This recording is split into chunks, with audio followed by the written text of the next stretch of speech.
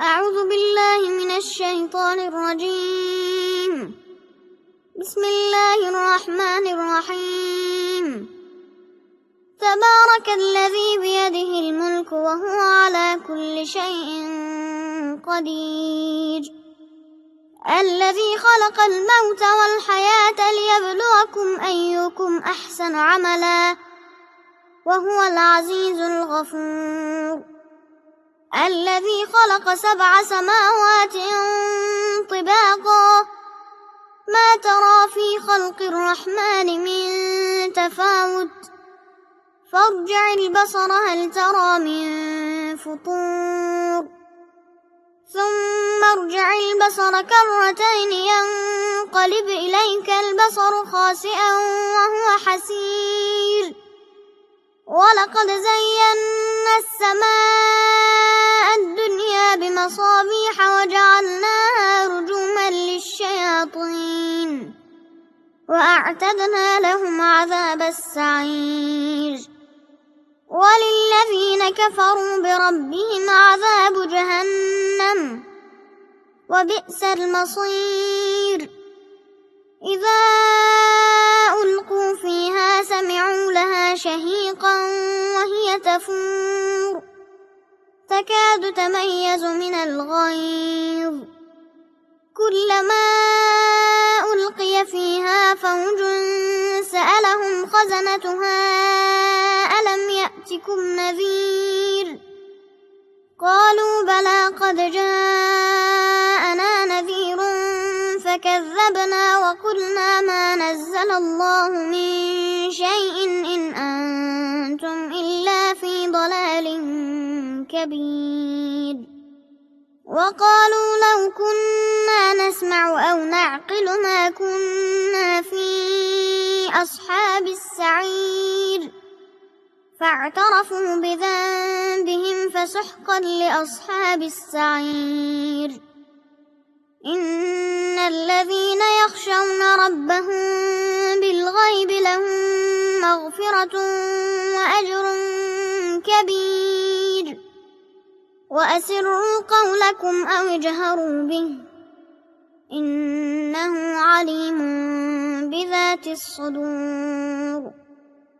ألا يعلم من خلق وهو اللطيف الخبير. هو الذي جعل لكم الأرض ذلولا فامشوا في مناكبها وكلوا من رزقه وإليه النشور. أأمنتم من في السماء أن يخسف بكم الأرض فإذا هي تمور، أم أمنتم من في السماء أن يرسل عليكم حاصبا فستعلمون كيف نذير. ولقد كذب الذين من قبلهم فكيف كان نكير. أولم يروا إلى الطير فوقهم صافات ويقبضن ما يمسكهن إلا الرحمن إنه بكل شيء بصير. أمن هذا الذي هو جند لكم ينصركم من دون الرحمن إن الكافرون إلا في غرور. أمن هذا الذي يرزقكم إن أمسك رزقه بل لجوا في عتو ونفور. أفمن يمشي مكبا على وجهه أهدى أمن يمشي سويا على صراط مستقيم. قل هو الذي أنشأكم وجعل لكم السمع والأبصار والأفئدة قليلا ما تشكرون. قل هو الذي ذرأكم في الأرض وإليه تحشرون. ويقولون متى هذا الوعد إن كنتم صادقين قل إنما العلم عند الله وإنما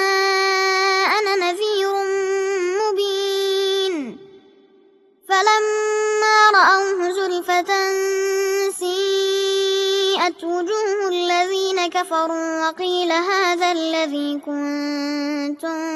به تدعون قل أرأيتم إن أهلكني الله ومن معي أو رحمنا فمن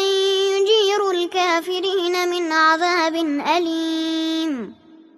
قل هو الرحمن آمنا به وعليه توكلنا فستعلمون من هو في ضلال مبين قل أرأيتم إن أصبح ماؤكم غورا فمن يأتيكم بماء معين بسم الله الرحمن الرحيم نون والقلم وما يسطرون ما أنت بنعمة ربك بمجنون وإن لك لأجرا غير ممنون وإنك لعلى خلق عظيم فستبصر ويبصرون بأيكم المفتون إن ربك هو أعلم بمن ضل عن سبيله وهو أعلم بالمهتدين فلا تطع المكذبين ودوا لو تدهن فيدهنون ولا تطع كل حلاف مهين هماز مشاء بنميم مناع للخير معتد أثيم عتل بعد ذلك زنيم أن كان ذا مال وبنين إذا تتلى عليه آياتنا قال أساطير الأولين سنسمه على الخرطوم إنا بلوناهم كما بلونا أصحاب الجنة إذ أقسموا ليصرمنها مصبحين ولا يستثنون فطاف عليها طائف من ربك وهم نائمون فأصبحت كالصريم فتنادوا مصبحين أن اغدوا على حرثكم إن كنتم صارمين فانطلقوا وهم يتخافتون ألا يدخلنها اليوم عليكم مسكين وغدوا على حرد قادرين فلما رأوها قالوا إنا لضالون بل نحن محرومون قال أوسطهم ألم أقل لكم لولا تسبحون قالوا سبحان ربنا إنا كنا ظالمين فأقبل بعضهم على بعض يتلاومون قالوا يا ويلنا إنا كنا طاغين عسى ربنا أن يبدلنا خيرا منها إنا إلى ربنا راغبون كذلك العذاب ولعذاب الآخرة أكبر لو كانوا يعلمون إن للمتقين عند ربهم جنات النعيم أفنجعل المسلمين كالمجرمين ما لكم كيف تحكمون أم لكم كتاب فيه تدرسون إن لكم فيه لما تخيرون أم لكم أيمان علينا بالغة إلى يوم القيامة إن لكم لما تحكمون سلهم أيهم بذلك زعيم أم لهم شركاء فليأتوا بشركائهم إن كانوا صادقين يوم يكشف عن ساق ويدعون إلى السجود فلا يستطيعون خاشعة أبصارهم ترهقهم ذلة وقد كانوا يدعون إلى السجود وهم سالمون فذرني ومن يكذب بهذا الحديث سنستدرجهم من حيث لا يعلمون وأملي لهم إن كيدي متين أم تسألهم أجرا فهم من مغرم مثقلون أم عندهم الغيب فهم يكتبون فاصبر لحكم ربك ولا تكن كصاحب الحوت إذ نادى وهو مكظوم لولا أن تداركه نعمة من ربه لنبذ بالعراء وهو مذموم فاجتباه ربه فجعله من الصالحين وإن يكاد الذين كفروا ليزلقونك بأبصارهم لما سمعوا الذكر ويقولون إنه لمجنون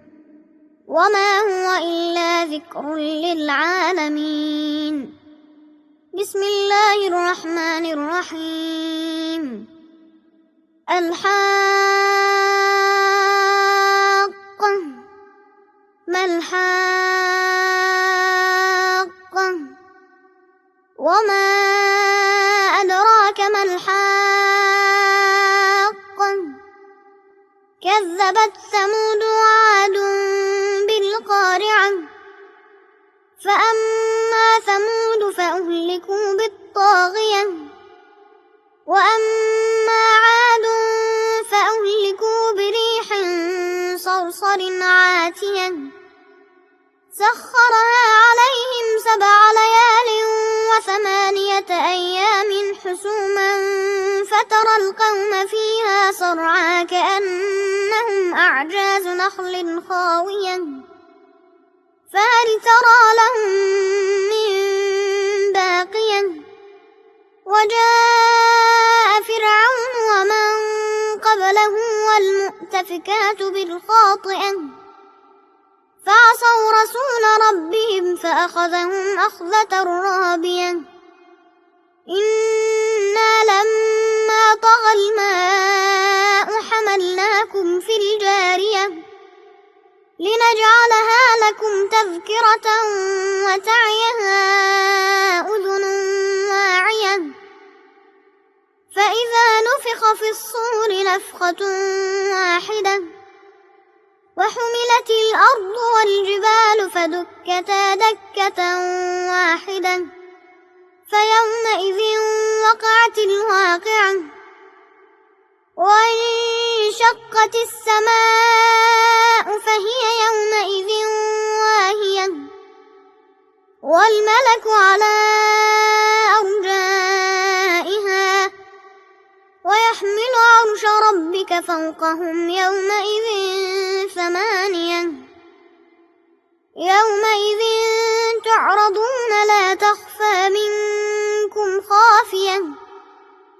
فأما من أوتي كتابه بيمينه فيقول هاؤم اقرءوا كتابيه إني ظننت أني ملاق حسابيه فهو في عيشة راضية في جنة عالية قطوفها دانية كلوا واشربوا هنيئا بما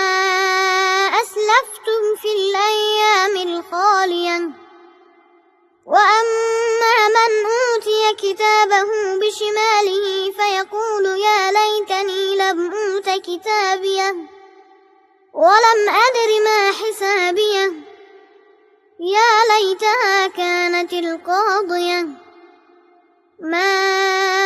أغنى عني ماليه هلك عني سلطانيه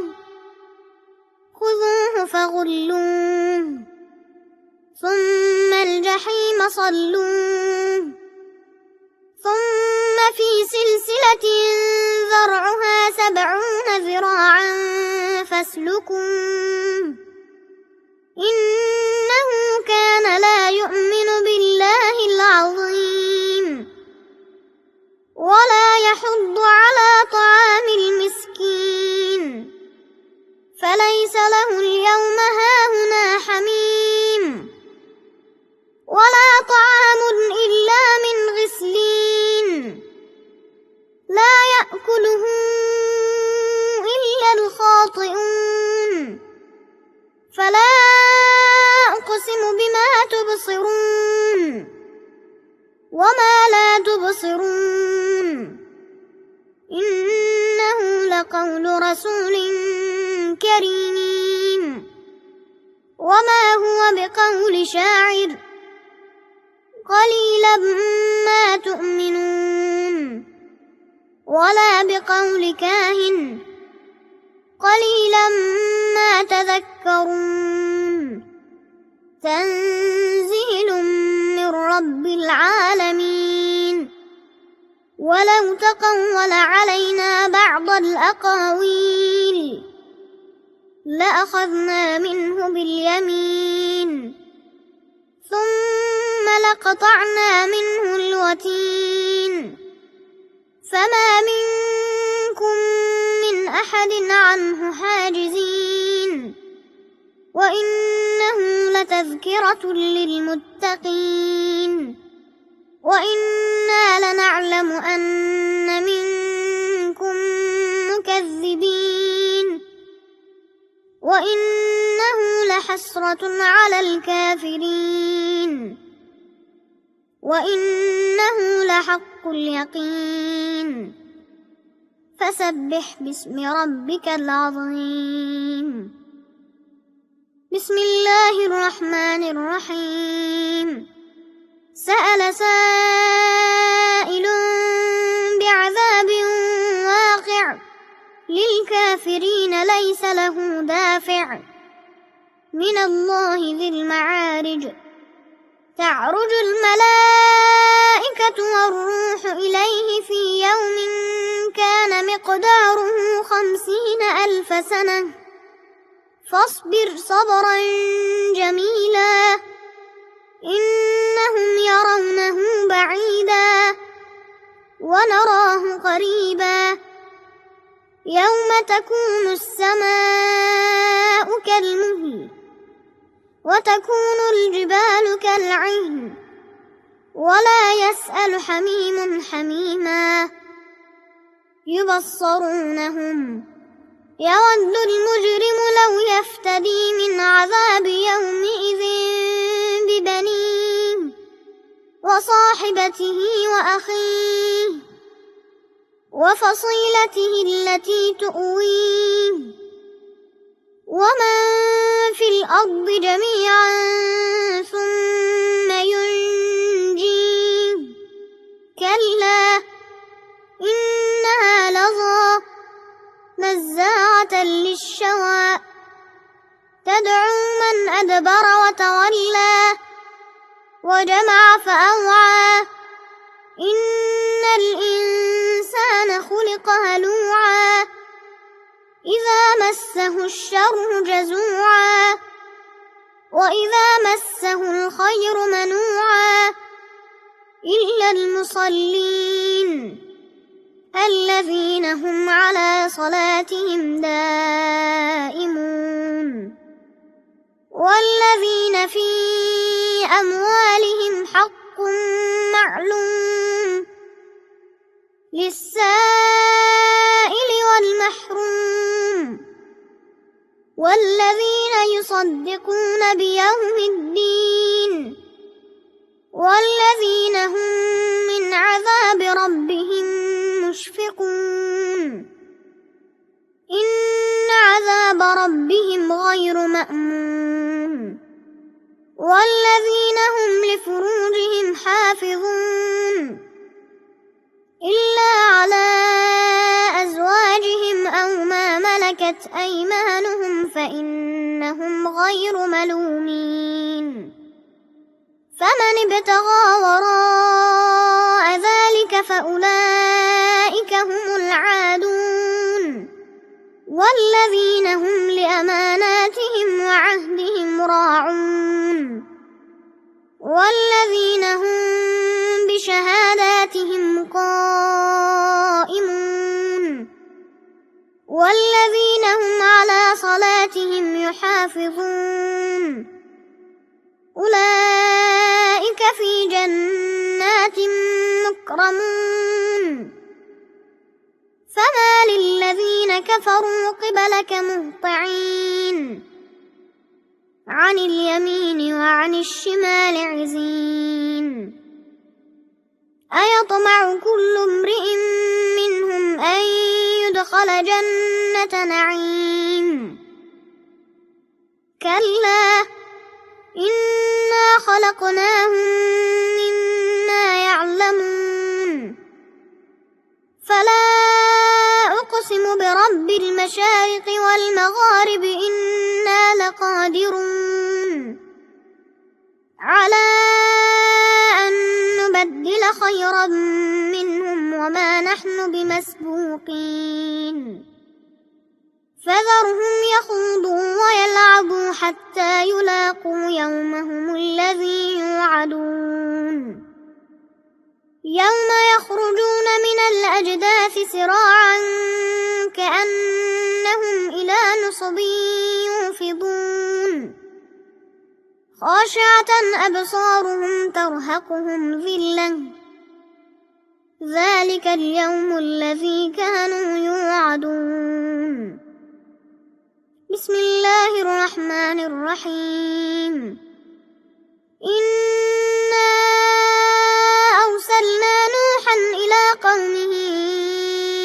أن أنذر قومك من قبل أن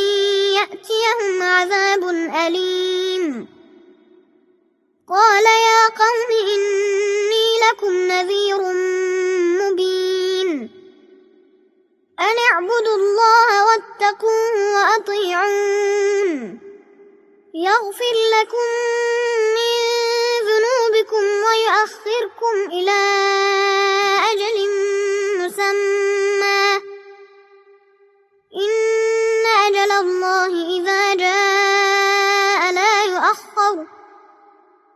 لو كنتم تعلمون قال رب إني دعوت قومي ليلا ونهارا فلم يزدهم دعائي إلا فرارا وإني كلما دعوتهم لتغفر لهم جعلوا أصابعهم في آذانهم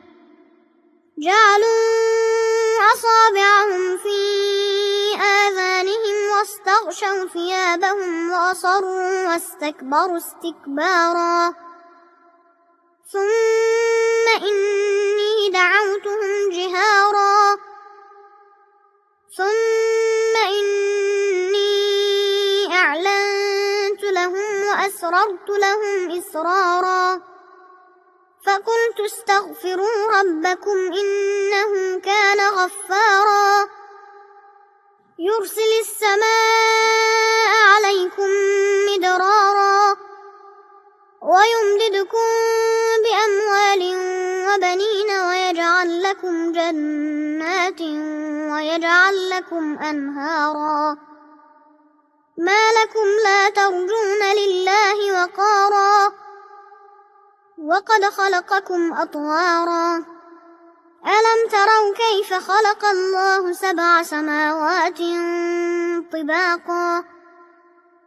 وجعل القمر فيهن نورا وجعل الشمس سراجا والله أنبتكم من الأرض نباتا ثم يعيدكم فيها ويخرجكم إخراجا والله جعل لكم الأرض بساطا لتسلكوا منها سبلا فجاجا قال نوح رب إنهم عصوني واتبعوا من لم يزده ماله وولده إلا خسارا ومكروا مكرا كبارا وقالوا لا تذرن آلهتكم ولا تذرن ودا ولا سواعا ولا يغوث ويعوق ونصرا وقد أضلوا كثيرا ولا تزد الظالمين إلا ضلالا مما خطيئاتهم أغرقوا فأدخلوا نارا فلم يجدوا لهم من دون الله أنصارا وقال نوح رب لا تذر على الأرض من الكافرين ديارا إنك إن تذرهم يضلوا عبادك ولا يلدوا إلا فاجرا كفارا رب اغفر لي ولوالدي ولمن دخل بيتي مؤمنا وللمؤمنين والمؤمنات ولا تزد الظالمين إلا تبارا بسم الله الرحمن الرحيم قل أوحي إلي أنه استمع نفر من الجن فقالوا إنا سمعنا قرآنا عجبا يهدي إلى الرشد فآمنا به ولن نشرك بربنا أحدا وأنه تعالى جد ربنا ما اتخذ صاحبة ولا ولدا وأنه كان يقول سفيهنا على الله شططا وأنا ظننا أن لن تقول الإنس والجن على الله كذبا وأنه كان رجال من الإنس يعوذون برجال من الجن فزادوهم رهقا وأنهم ظنوا كما ظننتم أن لن يبعث الله أحدا وأنا لمسنا السماء فوجدناها ملئت حرسا شديدا وشهبا وأنا كنا نقعد منها مقاعد للسمع فمن يستمع الآن يجد له شهابا رصدا وأنا لا ندري أشر أريد بمن في الأرض أم أراد بهم ربهم رشدا وأنا منا الصالحون ومنا دون ذلك كنا طرائق قددا وأنا ظننا أن لن نعجز الله في الأرض ولن نعجزه هربا وأنا لما سمعنا الهدى آمنا به فمن يؤمن بربه فلا يخاف بخسا ولا رهقا وأنا منا المسلمون ومنا القاسطون فمن أسلم فأولئك تحروا رشدا وأما القاسطون فكانوا لجهنم حطبا وأن لو استقاموا على الطريقة لأسقيناهم ماء غدقا لنفتنهم فيه ومن يعرض عن ذكر ربه يسلكه عذابا صعدا وأن المساجد لله فلا تدعوا مع الله أحدا وأنه لما قام عبد الله يدعوه كادوا يكونون عليه لبدا قل إنما أدعو ربي ولا أشرك به أحدا قل إني لا أملك لكم ضرا ولا رشدا قل إني لن يجيرني من الله أحد ولن أجد من دونه ملتحدا إلا بلاغا من الله ورسالاته ومن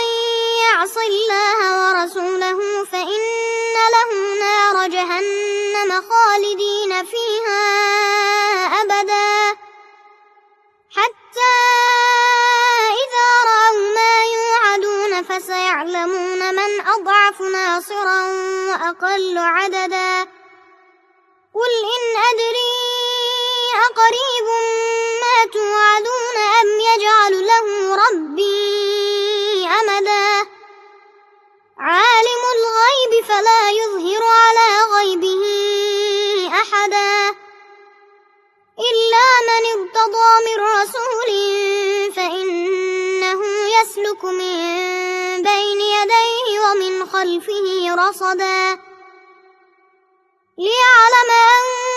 قد أبلغوا رسالات ربهم وأحاط بما لديهم وأحصى كل شيء عددا بسم الله الرحمن الرحيم يا أيها المزمل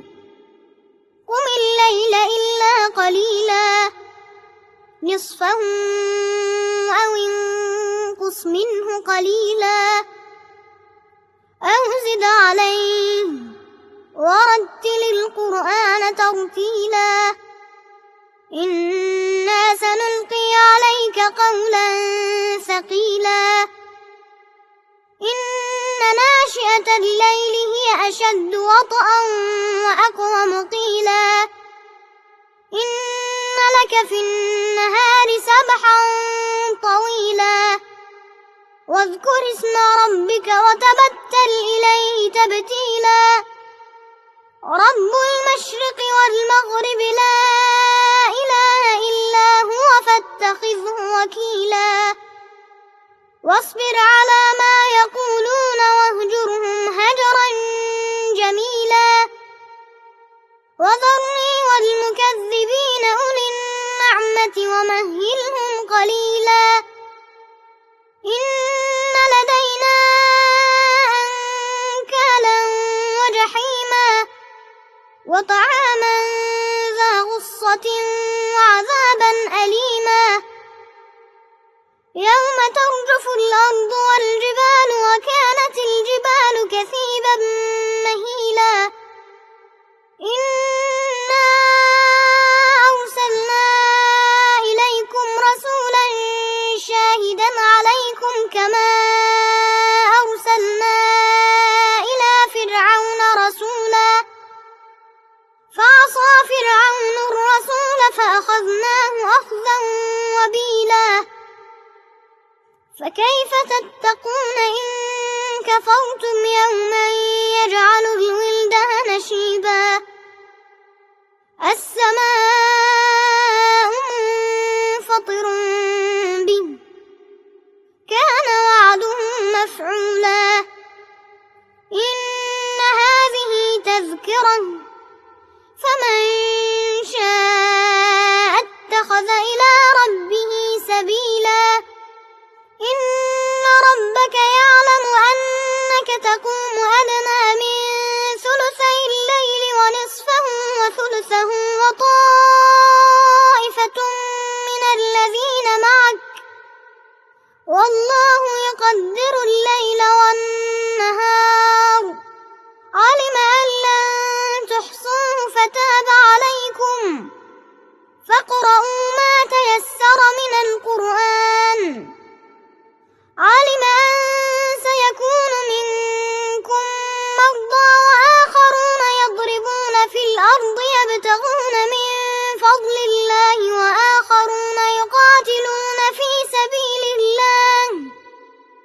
فاقرؤوا ما تيسر منه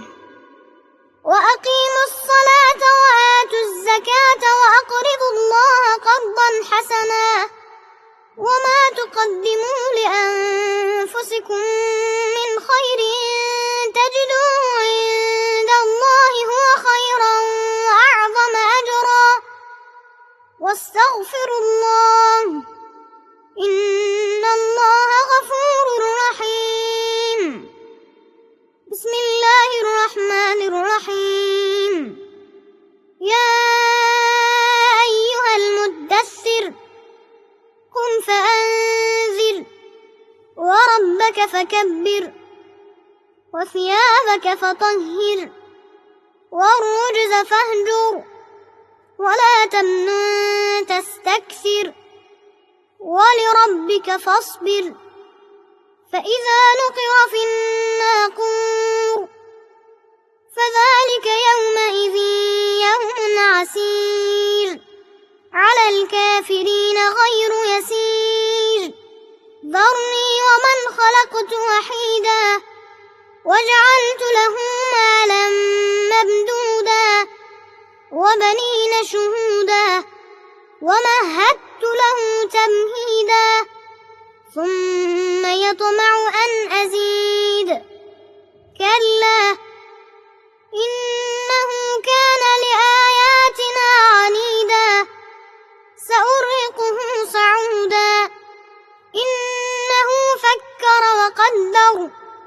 فقتل كيف قدر ثم قتل كيف قدر ثم نظر ثم عبس وبسر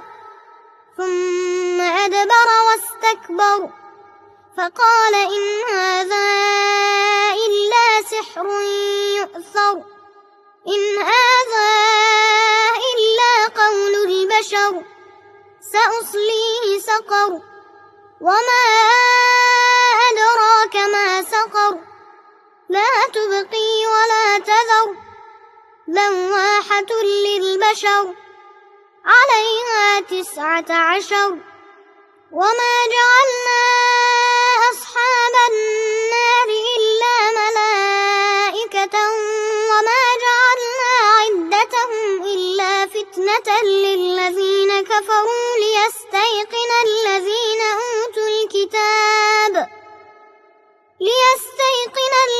أوتوا الكتاب ويزداد الذين آمنوا إيمانا ولا يرتاب الذين أوتوا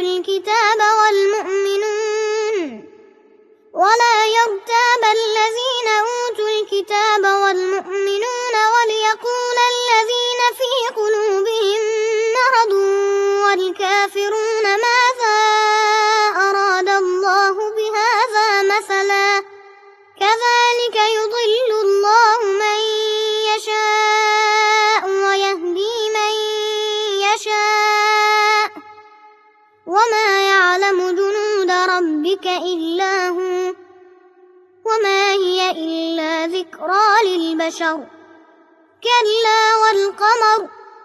والليل إذ أدبر والصبح إذا أسفر إنها لإحدى الكبر نذيرا للبشر لمن شاء منكم أن يتقدم أو يتأخر كل نفس بما كسبت رهينة إلا أصحاب اليمين في جنات يتساءلون عن المجرمين ما سلككم في سقر قالوا لم نك من المصلين ولم نك نطعم المسكين وكنا نخوض مع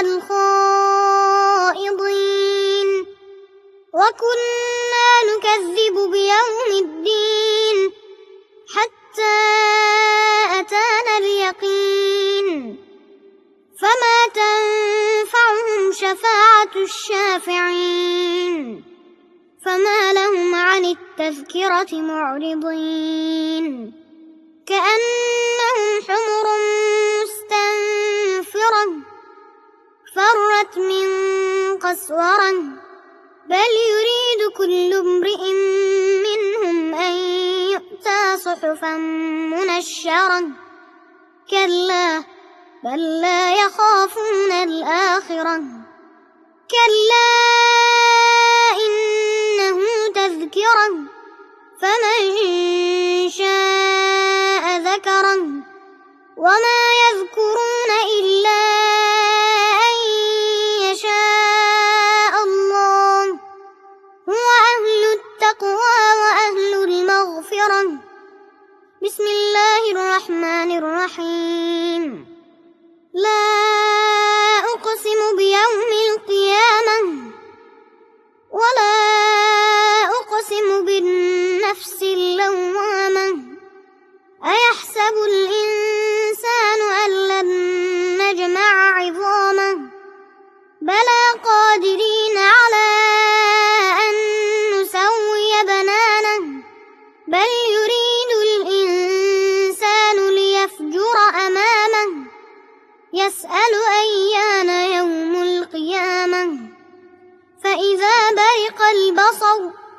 وخسف القمر وجمع الشمس والقمر يقول الإنسان يومئذ أين المفر كلا لا وزر إلى ربك يومئذ المستقر ينبأ الإنسان يومئذ بما قدم وأخر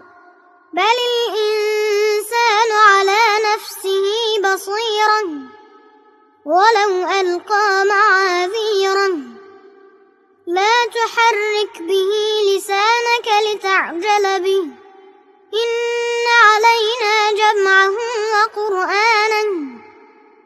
فإذا قرأناه فاتبع قرآنه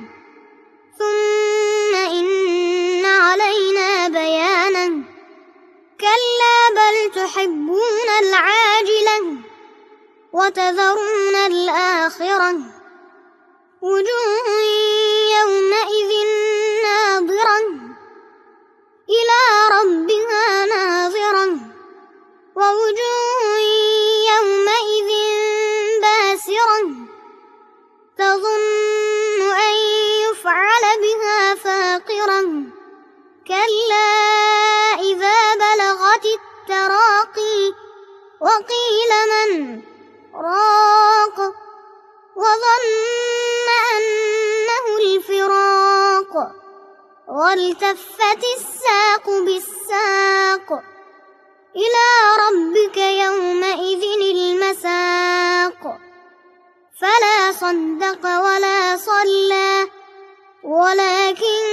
كذب وتولى ثم ذهب إلى أهله يتمطى أولى لك فأولى ثم أولى لك فأولى أيحسب الإنسان أن يترك سدى ألم يك نطفة من مني يمنى ثم كان علقة فخلق فسوى فجعل منه الزوجين الذكر والأنثى أليس ذلك بقادر على أن يحيي الموتى. بسم الله الرحمن الرحيم. هل أتى على الإنسان حين من الدهر لم يكن شيئا مذكورا إنا خلقنا الإنسان من نطفة أمشاج نبتليه فجعلناه سميعا بصيرا إنا هديناه السبيل إما شاكرا وإما كفورا إنا أعتدنا للكافرين سلاسل وأغلالا وسعيرا إن الأبرار يشربون من كأس كان مزاجها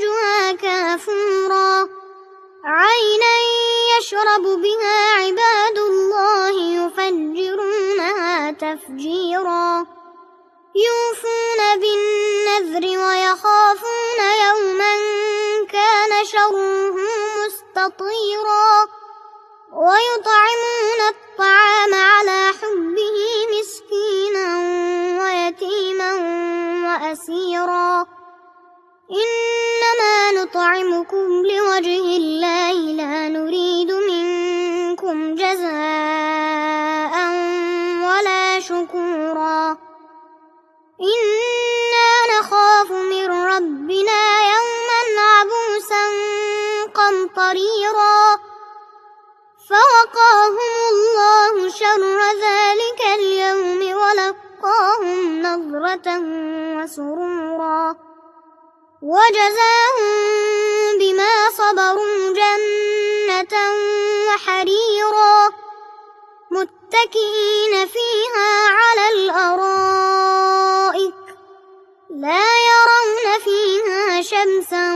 ولا زمهريرا ودانية عليهم ظلالها وذللت قطوفها تذليلا ويطاف عليهم بآنية من فضة وأكواب كانت قوارير من فضة قدروها تقديرا ويسقون فيها كأسا كان مزاجها زنجبيلا عينا فيها تسمى سلسبيلا ويطوف عليهم ولدان مخلدون إذا رأيتهم حسبتهم لؤلؤا منثورا وإذا رأيت ثم رأيت نعيما وملكا كبيرا عاليهم ثياب سندس خضر واستبرق وحلوا أساور من فضة وسقاهم ربهم شرابا طهورا إن هذا كان لكم جزاء وكان سعيكم مشكورا إنا نحن نزلنا عليك القرآن تنزيلا فاصبر لحكم ربك ولا تطع منهم آثما أو كفورا واذكر اسم ربك بكرة وأصيلا ومن الليل فاسجد له وسبحه ليلا طويلا إن هؤلاء يحبون العاجلة ويذرون وراءهم يوما ثقيلا نحن خلقناهم وشددنا أسرهم وإذا شئنا بدلنا أمثالهم تبديلا إن هذه تذكرة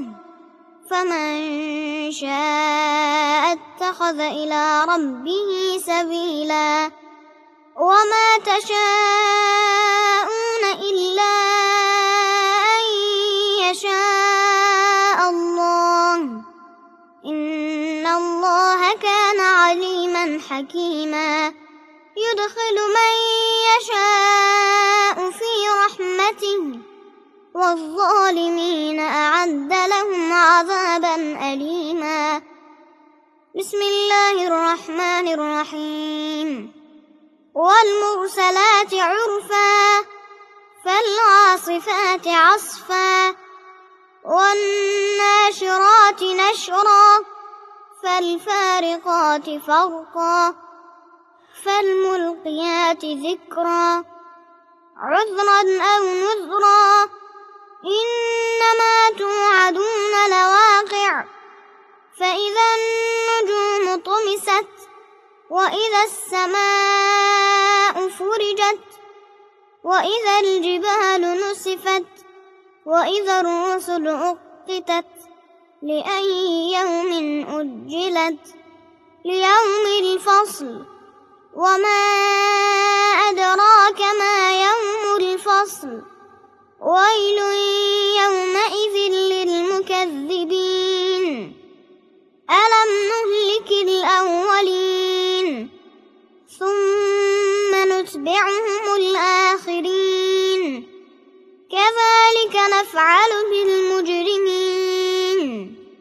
ويل يومئذ للمكذبين ألم نخلقكم من ماء مهين فجعلناه في قرار مكين إلى قدر معلوم فقدرنا فنعم القادرون ويل يومئذ للمكذبين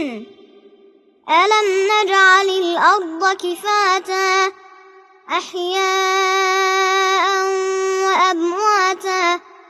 وجعلنا فيها رواسي شامخات وأسقيناكم ماء فراتا ويل يومئذ للمكذبين انطلقوا إلى ما كنتم به تكذبون انطلقوا إلى ظل ذي 3 شعب لا ظليل ولا يغني من اللهب إنها ترمي بشرر كالقصر كأنه جمالة صفر ويل يومئذ للمكذبين هذا يوم لا ينطقون ولا يؤذن لهم فيعتذرون ويل يومئذ للمكذبين هذا يوم الفصل جمعناكم والأولين فإن كان لكم كيد فكيدون ويل يومئذ للمكذبين إن المتقين في ظلال وعيون وفواكه مما يشتهون كلوا واشربوا هنيئا بما كنتم تعملون إنا كذلك نجزي المحسنين ويل يومئذ للمكذبين كلوا وتمتعوا قليلا إنكم مجرمون ويل يومئذ للمكذبين وإذا قيل لهم اركعوا لا يركعون ويل يومئذ للمكذبين فبأي حديث بعده يؤمنون صدق الله العلي العظيم.